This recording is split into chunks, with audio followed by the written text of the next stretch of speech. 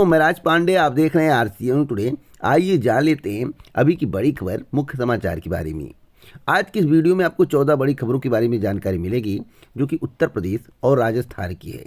जो भी खबर दूंगा ऑथेंटिक दूंगा, ना पक्ष होगा ना विपक्ष होगा, ओनली निष्पक्ष होगा। तो इस चैनल के माध्यम से निष्पक्ष खबरें आपको देने का प्रयास किया जाता है, इसलिए आप लोग वीडियो को पूरा देखें, समझने का प्रयास करें। वीडियो बहुत पसंद आए तो लाइक शेयर ज़रूर करें। इसी प्रकार की ऑथेंटिक जानकारी के लिए अभी चैनल को सब्सक्राइब कर लें, बेल आइकन दबा दें, ऑल पर सेलेक्ट कर दें, जिससे हमारे वीडियो का नोटिफिकेशन आप तक सबसे पहले पहुंच जाए, वीडियो को आप सबसे पहले देख पाएँ। सबसे पहले मैं बात करूंगा राजस्थान की एक महत्वपूर्ण भर्ती के बारे में, जिसकी परीक्षा 27 एवं 28 तारीख को होने वाली है। जैसा कि आपको मालूम होगा, कल ही मेरे द्वारा आपको बताया गया था कि राजस्थान सरकार में चर्चा है। जो स्वेटर का मैटर था, ड्रेस कोड का मैटर था, उस मैटर को सॉल्व किया जाएगा, सॉल्व कर दिया गया है, आदेश भी जारी हो गया है। परीक्षा को लेकर राजस्थान कर्मचारी चयन बोर्ड ने जारी किया ड्रेस कोड।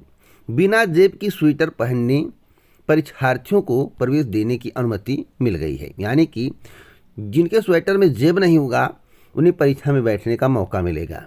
अगर आपके स्वेटर में जेब है तो आपको स्वेटर निकालना पड़ेगा, विदाउट जेब वाला स्वेटर आप पहन सकते हैं। परीक्षा के दौरान जैकेट, ब्लेजर, शॉल, मफलर पर रहेगी पाबंदी। 3,896 पदों को लेकर आयोजित होगी परीक्षा। करीब 15 लाख परीक्षार्थी इस परीक्षा में प्रतिभाग करेंगे। तो आपके लिए गुड न्यूज़ है। जो कल मेरे द्वारा आपको बताया गया, परसों भी बताया गया था, वह बात सही साबित हुई और बोर्ड ने परिवर्तन कर दिया और जिसके संबंध में आदेश भी जारी किया गया है। अगली अपडेट है पिछड़ा आयोग को लेकर। मामला उत्तर प्रदेश का है। 69,000 शिक्षक भर्ती। आरक्षण घोटाले का आरोप लगाते हुए राष्ट्रीय पिछड़ा वर्ग आयोग पहुंचे अभ्यर्थी। अब जितने भी अभ्यर्थी यहाँ पर देख रहे हैं, सब ओबीसी यानी कि आरक्षित वर्ग के हैं। जितने भी आरक्षित वर्ग के अभ्यर्थी हैं, वर्तमान सरकार से परेशान हो गए हैं। अभ्यर्थियों का कहना है वर्तमान सरकार सुनती नहीं है कि वो लाठी चार्ज करवाती है। यहाँ पर लिखा हुआ है कि उत्तर प्रदेश में 69,000 शिक्षक भर्ती में आरक्षण गड़बड़ी का आरोप लगाकर छात्र लंबे समय से आंदोलन कर रहे हैं। मंगलवार को इस भर्ती के ओबीसी तथा एससी वर्ग के अभ्यर्थियों ने नई दिल्ली स्थित राष्ट्रीय पिछड़ा वर्ग आयोग के कार्यालय पर प्रदर्शन किया। जब इनके समस्या का समाधान नहीं होगा ओबीसी एससी अभ्यर्थियों के, तो बताइए 2022 में योगी जी को ये लोग वोट क्यों करेंगे? इनका एक भी वर्ग वोट नहीं करेगा। नहीं तो इनकी समस्या का समाधान होना चाहिए। अब सरकार इस पर निर्णय ले, त्वरित निर्णय लेगी तभी समाधान निकल सकता है। अगली अपडेट है सेमेस्टर एग्जाम में कहीं बैरियर न बन जाए आगामी विधानसभा चुनाव। जैसा कि मेरे द्वारा आपसे कहा गया है, जैसी आदर्श आचार संहिता लागू होगी आगे की परीक्षाएं प्रभावित होंगी। प्रभावित क्यों होंगी, इसका एक महत्वपूर्ण कारण है। 19 जनवरी से शुरू होने हैं पॉलिटेक्निक के सेमेस्टर एग्जाम और यहाँ पर देखिए बताया गया है, जानकारों का कहना है कि चुनाव में कर्मचारियों व अधिकारियों की ड्यूटी लगी तो उम्मीद है इसके लिए प्रशिक्षण की प्रक्रिया जनवरी से शुरू होगी।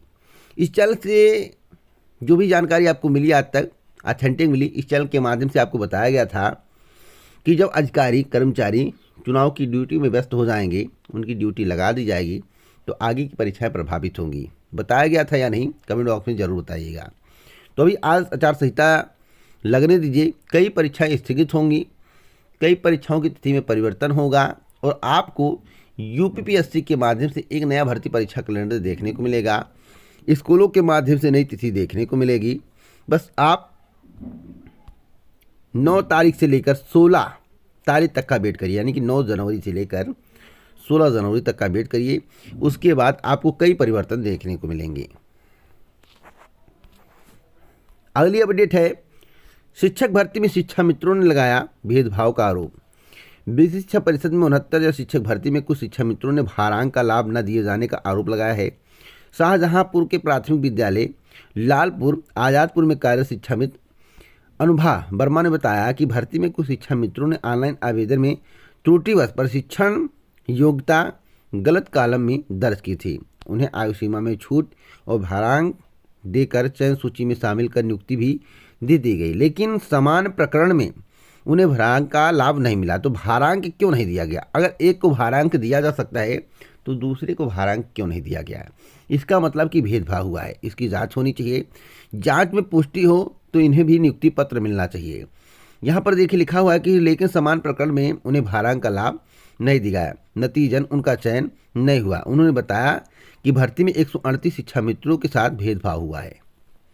ऐसा क्यों किया गया है? अब यह देखना ज़रूरी है किस वर्ग के अंतर्गत आते हैं। तो यहाँ पर देखिए लिखा हुआ है वर्मा। आप बताइए वर्मा किस वर्ग के अंतर्गत आते हैं? आरक्षित वर्ग के अंतर्गत आते हैं या नहीं?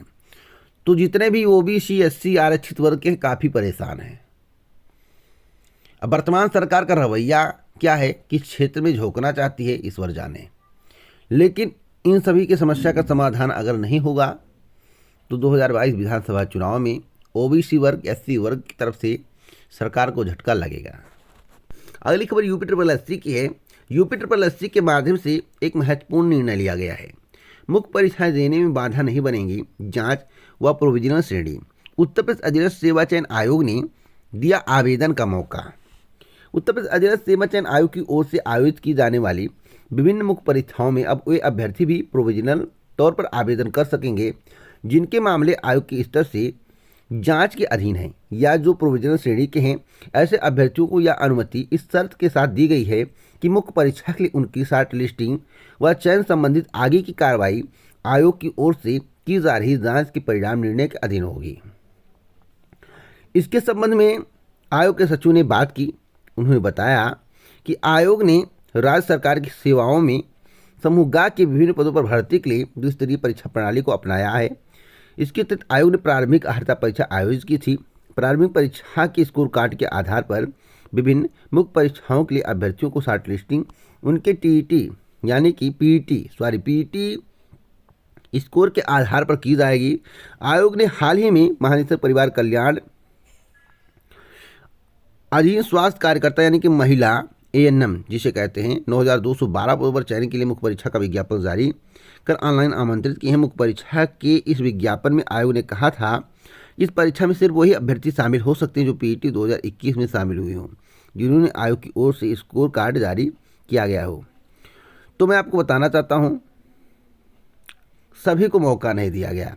और यहाँ पर देखिए लिखा हुआ कि आयोग के अध्यक्ष प्रवीण कुमार ने बताया कि विचार विमर्श के बाद यह तय किया गया कि पीईटी में शामिल हुए जिन अभ्यर्थियों के मामले आयोग स्तर से जांच के अधीन हैं और जिन्हें प्रोविजनल आधार पर पीईटी में शामिल होने की अनुमति दी गई थी उन्हें विभिन्न मुख्य परीक्षाओं में भी प्रोविजनल तौर पर आवेदन का मौका दिया जाएगा या दिया जाए। तो मैं आपको बताना चाहता हूं कि जब तक आप पीईटी क्वालिफाई नहीं होंगे तब तक आपको मुख्य परीक्षा में बैठने का मौका नहीं मिलेगा। लेकिन एक महत्वपूर्ण टॉपिक पर मैं बात करना चाहता हूं। 2 वर्ष का 1.5 वर्ष का कोर्स करने के बाद 3.5 वर्ष का कोर्स करने के बाद अगर पीईटी देना पड़े, उसको क्वालिफाई करने के बाद मुख्य परीक्षा देना पड़े, तो क्या यह सही है? आप लोग अपनी राय कमेंट बॉक्स में जरूर दें। अगली अपडेट है क्रिप्टो करेंसी को लेकर। क्रिप्टो करेंसी के संबंध में इस चैनल के माध्यम से आपको बताया गया था या तो क्रिप्टो करेंसी पर बैन लग सकता है या इसे टैक्स के दायरे में लाया जा सकता है। तो देखिए यहाँ पर साफ साफ लिखा हुआ है क्रिप्टो करेंसी को टैक्स के दायरे में लाने की घोषणा आगामी बजट में संभव, जो कि अब तक की सबसे बड़ी खबर है।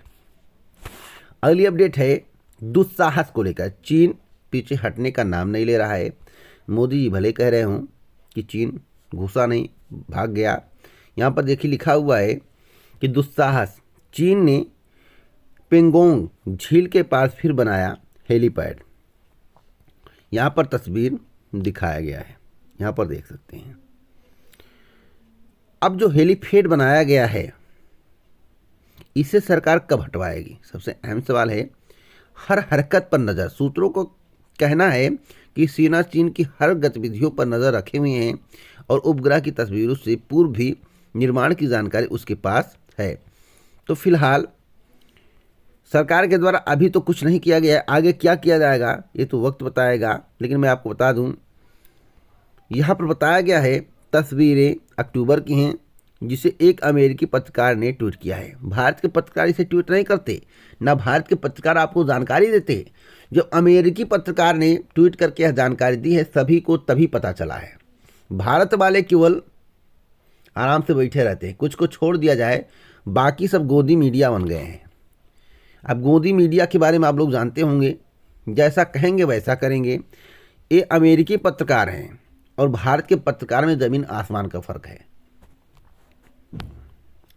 अगली अपडेट है टीईटी परीक्षा को लेकर। परीक्षा कब होगी इसके संबंध में इस चैनल के माध्यम से बहुत पहले बताया गया है कि 23 तारीख को परीक्षा कराने का प्रस्ताव शासन में भेजा गया। अभी तक अनुमति नहीं मिली है। अनुमति 28 तारीख से लेकर 5 के बीच में मिल जाएगी, जो जानकारी मिली है।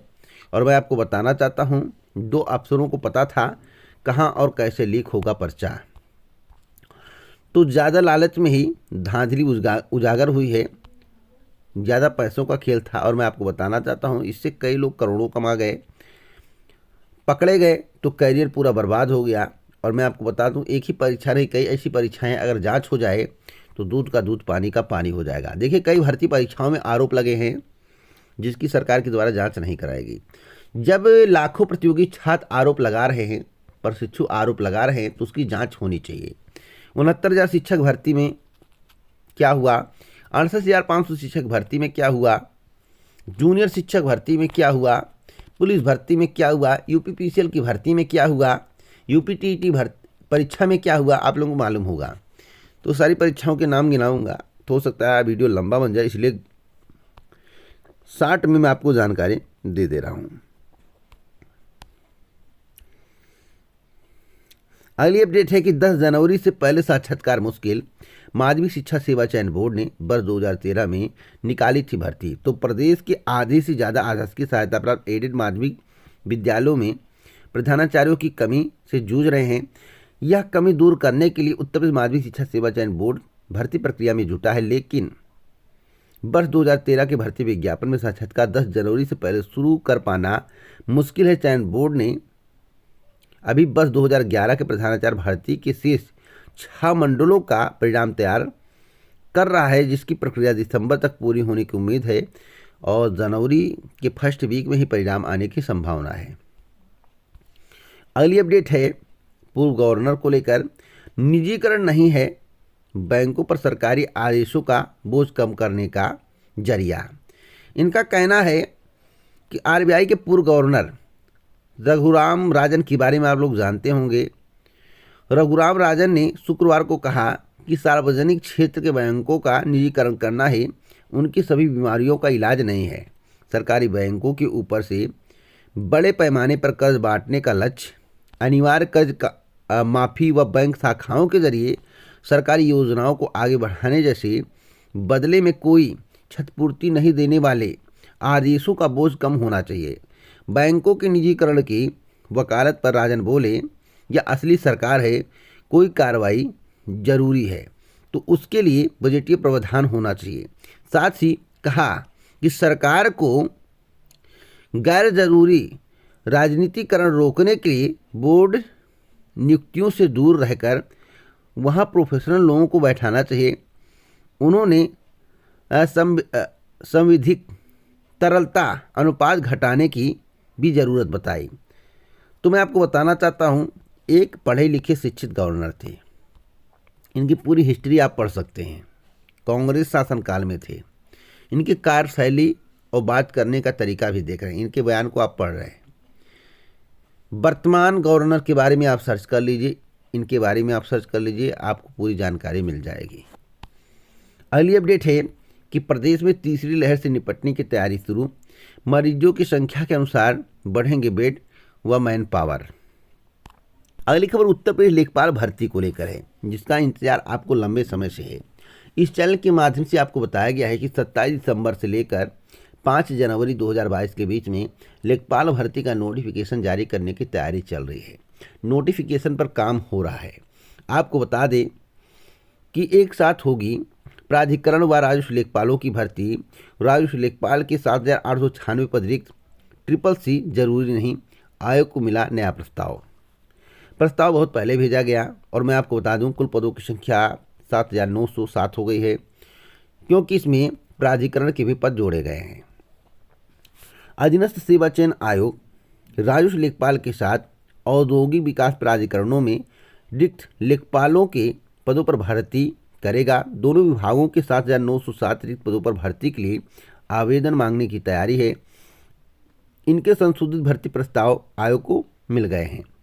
विज्ञापन कब आएगा, नोट कर लीजिए, 27 दिसंबर से लेकर 5 जनवरी के बीच में जारी करने की तैयारी चल रही है। उसके बाद आवेदन प्रक्रिया शुरू होगा, 15 से 20 दिन आवेदन चलेगा। उसके बाद परीक्षा होगी। चुनाव के बाद परीक्षा होने की संभावना है, जो मुझे जानकारी मिले कि आयोग चुनाव के बाद परीक्षा कराना चाहता है। तो कोई भी अपडेट मिलेगी तो इस चैनल के माध्यम से आपको समय समय पर दी जाएगी। अगली खबर यूपी SSSC की एक और महत्वपूर्ण परीक्षा को लेकर है। और अभियंता संगणक फोरमैन भर्ती की लिखित परीक्षा 30 जनवरी 2022 को प्रस्तावित की गई है। अधीनस्थ सेवा चयन आयोग ने और अभियंता संगणक व फोरमैन भर्ती 2018 की लिखित परीक्षा 30 जनवरी 2022 को कराने का फैसला किया है।